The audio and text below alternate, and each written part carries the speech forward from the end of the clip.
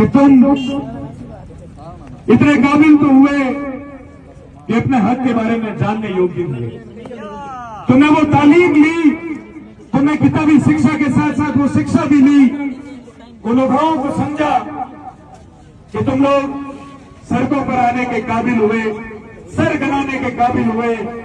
और इसी सर की गिनती में मैं बड़ी जिम्मेदारी से कहता हूं कि मेरे राजनीतिक विचारों को मैं सड़क से उधर छोड़ करके एक साथी बन के आपके बीच में भी आया हूं। इस लड़ाई को जारी रखने में आप सबका जितना सहयोग है उसका भी एक अंश मात्र बनने के लिए मैं आपके बीच में आया हूं। आज जिस मजबूती से आप लोग इन पद बढ़ाने की लड़ाई में आए हो, उस बात में अपने हौसला बढ़ाने में ओवर कॉन्फिडेंस भी मत हो जाना कि सड़क पर तो हम सारे लोग हैं, इतने लोग हैं, इतने मजबूत हो गए, लड़ लेंगे। यहां बैठ करके सोचना कि जब यहां से निकलोगे, कमरे के अंदर जाकर के बैठोगे जिसमें तुम तैयारी करते हो, कैसा महसूस होता है जब किताब खोल के बैठते हो और डर लगता है यार मेरे पास तो 2 साल ही लगेगा। भाई ने बड़ी कड़वी सच्चाई बोली थी, घर वाले 2 साल देते हैं, तैयारी हो जाए तो ठीक है, नहीं तो घर आ जाना वापस। लड़कों को हो सकता है 4 साल मिलते होंगे।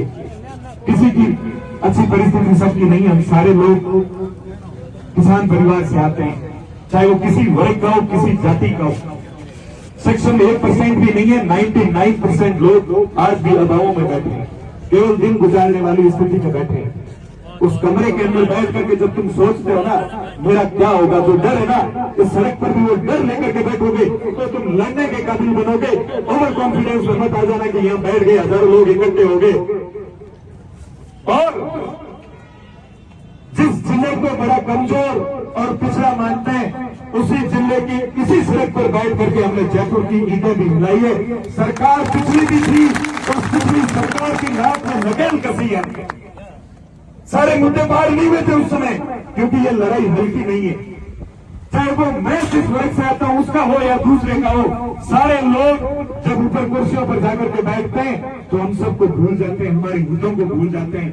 वो निर्णय लेते हैं जिससे हम आगे ना आ पाए, हम उन कुर्सियों पर नहीं पहुंच पाए, ऐसे निर्णय लेते हैं। इसी से आरक्षण प्रभावित होता है, इसी से पद कम निकलते हैं। हम तो बर्बाद हो रहे हैं जो हम तैयारियां कर रहे हैं। आने वाले बच्चे जो स्कूलों में बैठे हैं वो भी प्रभावित हो रहे हैं। उनकी स्कूलों के 10-10 की जगह 2 टीचर हैं, तभी वो स्कूलों से निकल करके कोचिंग ज्वाइन करते हैं। कौन चाहता है कि मैं स्कूल और कॉलेज को छोड़ करके कोचिंग में पैसे दूं? कोई कोचिंग में पैसे देना नहीं चाहता। वो इसलिए देता है कि उन स्कूलों के अंदर मास्टर नहीं है। जैसे तैसे करके उसने अपनी पढ़ाई करी है, पार हुआ है, जो तिक्रम विधायक उसने पार हो गया, स्कूल पार कर ली, कॉलेज पार कर लिया। अब कोचिंग में वो पढ़ने इसलिए जाता है कि वहां जितने भी इंस्टीट्यूट्स हैं उनके अंदर फैकल्टी नहीं। आज जो भर्तियां निकली है, पूरा कैडर जितना व्याख्याता और सेकंड ग्रेड का है, 20-20 हजार, 17-17 हजार, उसका 10% पद भी नहीं निकले। यहां सारा मीडिया खड़ा है जिले का, इसी पश्चिमी राजस्थान के मीडिया को पूरा राजस्थान सुनता है। इसी मीडिया ने हमारी उतना ही सहयोग किया उस आरक्षण की लड़ाई में। आज भी हम आपसे उम्मीद करते हैं कि आप हमारी बात को सरकार तक पहुंचाओगे। आपके माध्यम से बता दूं, ये सारे युवा इसलिए बैठे हैं कि अभी जो फर्स्ट ग्रेड और सेकंड ग्रेड की भर्ती आई है, उस भर्ती के अंदर नाम मात्र के पद निकले, उसके 50 से 100 गुना से ज्यादा केवल बाड़मेर के अंदर बेरोजगार लड़के कोचिंग में बैठे। उसके अलावा घरों में बैठ करके सेल्फ स्टडी कितने कर रहे हैं उसका कोई आकलन नहीं है। तो पूरे राजस्थान के अंदर जब पदों का बंटवारा होगा तो कितने लोग इस दरी पर बैठे हुए, एक आध का भी सिलेक्शन हो जाए, जितने पद निकले हुए हैं तो मुझे बता देना, मीडिया से इंटरव्यू करवा देना। सरकारें किसी की भी हो, किसी सरकार ने अगर बेरोजगारों के बारे में सोचा होता तो आज सड़कों पर बैठने की जरूरत नहीं पड़ती।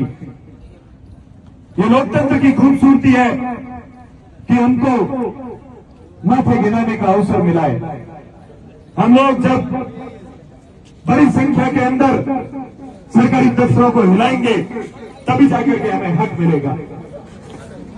भाई नथाराम जी ने फोन किया था 2 दिन पहले और तो बोला था आने का। मैं इनका बहुत शुक्रिया करता हूं, इन महीन का शुक्रिया करता हूं जिसने यहां मंच पर आकर के कम से कम बोलना तो शुरू किया। तुम सारे लोग जब तक बोलना नहीं सीखोगे और जब तक मीडिया ये मजबूती से हमारी बात नहीं रखेगा तब तक कोई भी आगे बढ़ नहीं पाएगा। साथियों, आपसे भी उम्मीद है बाबू साहब और सारा मीडिया जो यह बाड़मेर का खड़ा है, आप हमारी बात रखिए। ये युवा आपको भूलेंगे नहीं। जिस मजबूती को आप चाहते हो वो मजबूती ये सारे लोग आपको देंगे। आप हमारे को मजबूती दो। यहाँ जितने सरकारी कर्मचारी खड़े हैं, जो सरकार की तरफ से आज यहाँ आए हैं, प्रशासन की तरफ से आज यहाँ आए हैं, हमारा साथ दो। आप लोग आगे बढ़ चुके हो, लेकिन आपकी सारी आने वाली पीढ़ी यहाँ सड़कों पर खड़ी है। इसके बारे में सोचिए आप। आज हम सारे साथी जो यहाँ आपके दौड़ रहे हैं, सरकार के लोगों के पास जाके आए हैं। आज जो सरकार का हिस्सा है इस जिले से, उन लोगों के पास जाके आए हैं। मैं उम्मीद करता हूं कि वो लोग भी हमारी बात रखेंगे। हम हमारे अपनों से ही आस लगा सकते हैं। राजनीतिक विचारधारा में हम कहीं पे भी खड़े रह सकते हैं। यहाँ बैठे हर आदमी का राजनीतिक जुड़ाव, राजनीतिक विचार अपने होंगे, लेकिन आज जो सरकार का हिस्सा है, हमें उन पर भी भरोसा करना पड़ेगा। उनसे भी उम्मीद रखनी पड़ेगी कि वो अपनी बात हमारे आगे रखें। वो आए हैं या नहीं आए हैं, वो उनकी मर्जी है, उनकी सोच है, लेकिन अगर वो हमारी बात सुन रहे हैं तो उन तक मैं गुजारिश करूंगा, यहाँ बैठे तमाम बेरोजगारों की तरफ से, आप हमारी इस बात को सुनिए, हमारी कमजोरी को समझिए, हमारे भविष्य के सामने देखिए। हम वो सारे लोग हैं जो यहाँ से वोट देकर के आपको कुर्सी तक पहुंचाते हैं। इनके बारे में सोचिए। ये मजबूत हो गए तो तुम भी मजबूत हो गए। इन्होंने अपने जीवन के 5 साल आपको दिए। अपने जीवन के 5 साल बहुत होते हैं साथियों। इन 5 सालों के अंदर हम हमारे क्षेत्र का, हमारे साथियों का कितना विकास कर सकते हैं योजनाओं से, इसके बारे में वो समझ सकता है जिसको जरूरत है। आज की इस लड़ाई के अंदर मैं आपसे एक ही गुजारिश करूंगा, जागरूक रहो, एक रहो, अपने विचार, अपना जुड़ाव इस जाजम से बाहर रखो। केवल बेरोजगार बनकर के और लड़ाके बनकर के तुम लोग यहाँ नहीं रहोगे, तब तक तुम्हारे बारे में कोई नहीं सोचेगा। लोग आएंगे, तुम्हारे लिए बोल के चले जाएंगे, दरियों में तुम्हारे साथ बैठ जाएंगे, लेकिन तुम्हारी आवाज नहीं उठाएंगे। मजबूर करो नेताओं को, तुम्हारे पैरोकारों को, अधिकारियों को, प्रशासन को कि तुम्हारी सड़कें भर जाए।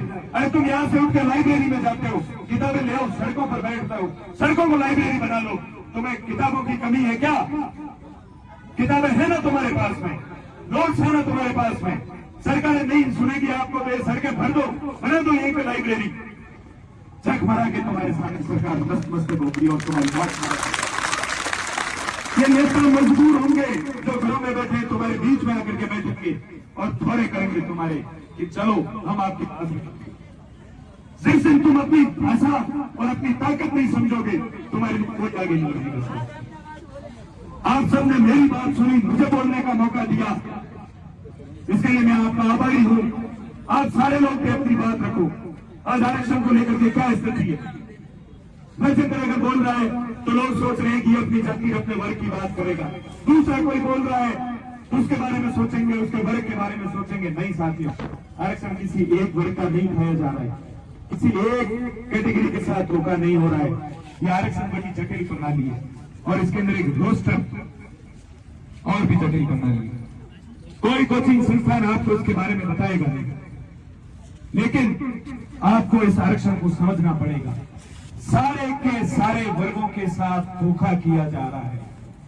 पटवार भर्ती विज्ञप्ति देखी है किसी ने आपने से? क्या स्थिति है? जितना आरक्षण होना चाहिए ना, उसका आधा भी तुम्हें नहीं मिल रहा है। आरक्षण कोई भीख नहीं है। जिनको पता नहीं है, जो सड़कों पर घूम के 4 बार आरक्षण के बारे में बोल लेते हैं, ये हमारा हक है। हमारी पीढ़ियों ने जिन बातों को झेला है, जो पिछड़ापन झेला है, उसको लेकर के आरक्षण हमारे को मिला है समानता के लिए। किसी के बाप की बपौती नहीं है कि आपने एक निर्णय कलम चला ली, हमारा आरक्षण काट लिया। साथियों, कोचिंग संस्थान के अंदर किताबों के साथ साथ में आरक्षण को समझो, पढ़ो। और इस बाड़मेर की धरती पर ये बड़ा सौभाग्य है कि बड़े आंदोलन हमेशा इसी धरती से निकले हैं। और मैं विश्वास करता हूं, जिस मजबूती से आप आए हो, हम जयपुर तक इस लड़ाई को लेकर के चलेंगे। चाहे कोई साथ आए नहीं आए, कोई कोई मायने नहीं रखता।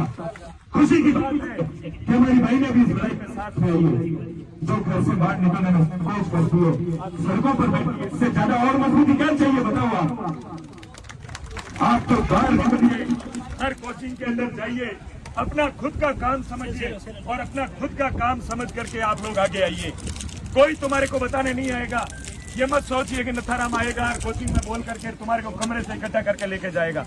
कोई लेके नहीं जाएगा। तुम खुद नहीं निकलोगे तब तक तुम्हारे लिए कोई नहीं लड़ेगा। ये प्रकृति की आंधी शुरू हुई है और तुम लोग जब खुद की आंधियां यहां से शुरू नहीं करोगे तब तक कुछ नहीं होगा। एक बार जोरदार जयकारे के साथ मैं अपनी बात रखूंगा। आवाज दो, आवाज दो, हम हमारा हक मांगते, हम हमारा हक मांगते। धन्यवाद साथियों। आपके सारे साथी जो निर्णय लेंगे, हम प्रशासन से अपनी मांग को लेकर के आप लोग ज्ञापन देंगे। आज हमने शुरुआत करी है तो हम सरकार को कुछ समय भी देंगे ताकि हमारी इस बात से अगर वो समय रहते संशोधित विज्ञप्ति जारी कर दे और रीओपन कर दे। दोनों राजनीति